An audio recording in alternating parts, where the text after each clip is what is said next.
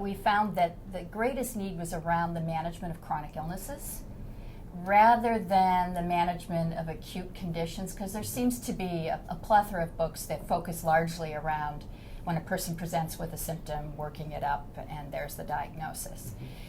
Yet there aren't a lot of clinical care guidelines where the emphasis is placed on chronic disease management and from a multi-professional perspective. Meaning that this book has contributions not only from advanced practice nurses, NPs, clinical nurse specialists, midwives.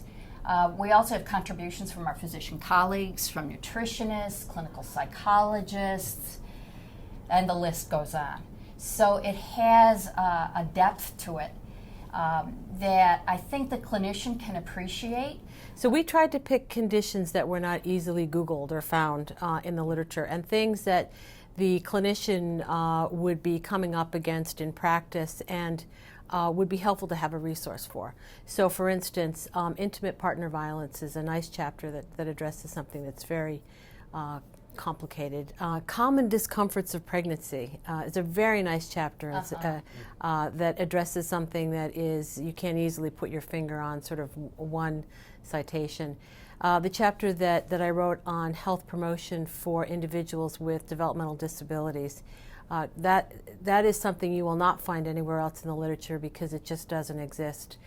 So we tried to also pick some target populations that NPs and other clinicians are seeing frequently in practice, but we're not seeing much in the literature about. So health promotion for transgendered individuals, for adults with developmental disabilities is a good example, I think, of that.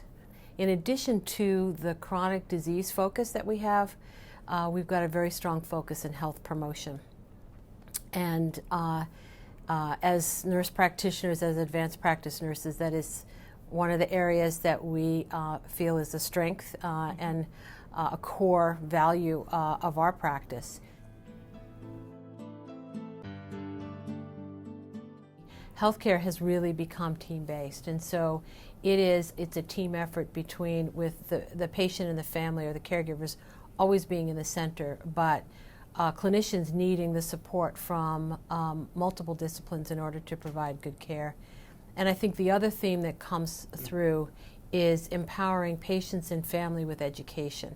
So that patient education section is really important because we want our patients as nurse practitioners to be as informed and engaged as consumers as possible in their own health care.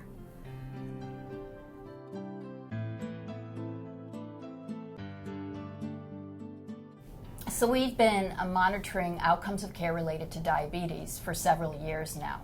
And so one of the indicators revolves around having diabetics on certain types of blood pressure medications that we know are not only effective in controlling their blood pressure, but help to protect their kidneys. And so that indicator is a simple one and an elegant one. How many of people with diabetes who are over the age of 50 are on an ACE inhibitor for their hypertension? And we've been able to trend that over time.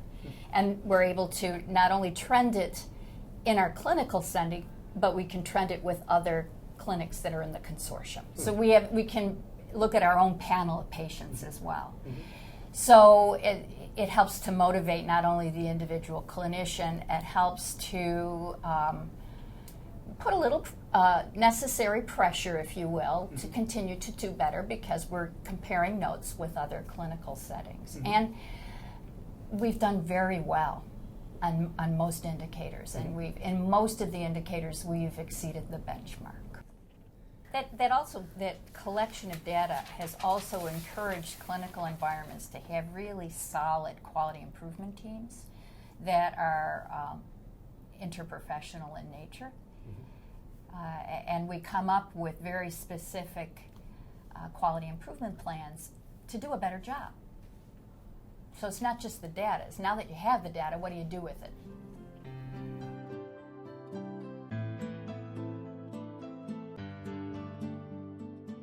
I think the possibilities are almost endless with the electronic health records, not only in terms of delivering better care, being able to actually see notes from another practice quickly, to get results quickly, to have patients be able to access you very quickly and directly.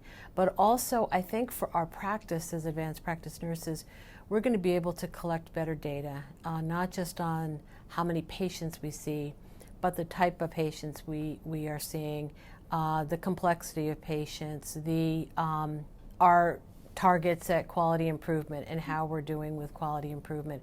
And I actually think there's going to be so much information that will allow us to really ask better questions about our practice and study them in a more systematic way.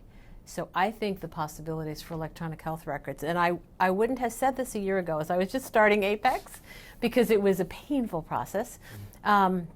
And I'm certainly not expert yet, but I can see the light at the end of the tunnel, and I think it's going to be a fantastic thing. I think ultimately, actually, we'll be able to contribute to even national data sets in terms of NP practice, as well as other quality indicators for our patient care. So I think it's a great, really great thing. It's to ask nursing sensitive questions so that we can look at indicators that shows that advanced practice nurses, there's an added value. Yeah. We've already demonstrated our capacity to provide excellent primary care. And we can provide up to 85% of the care that a physician can. It's been shown over and over again in a number of studies. So, but what makes us different? What is the added value from nursing? So if we ask some good questions, we'll be able to measure something that I think is way cool. So it might be around questions related to case management, questions related to patient education, some of the patient empowerment, family empowerment. One really tiny question that we've asked at Glide that I think has been really important has been around asking patients when they do their patient satisfaction survey, where would you go to get your care if you didn't come to Glide? So we've been able to say to our partners, St. Francis Hospital, the Department of Public Health, UCSF School of Nursing, that we've been able to, of these people who have answered these patient satisfaction surveys, we've been able to demonstrate through their words, through their stories, that if they didn't come here, they would be showing up at the emergency department. And the Department of Public Health and St. Francis really want to make a major effort at keeping people out of the emergency department, given how expensive the care is. It may inform us as to what we need to be teaching our students. So if what we're seeing in practice, is that also being reflected in how we are educating our students, our curriculum, our clinical residencies?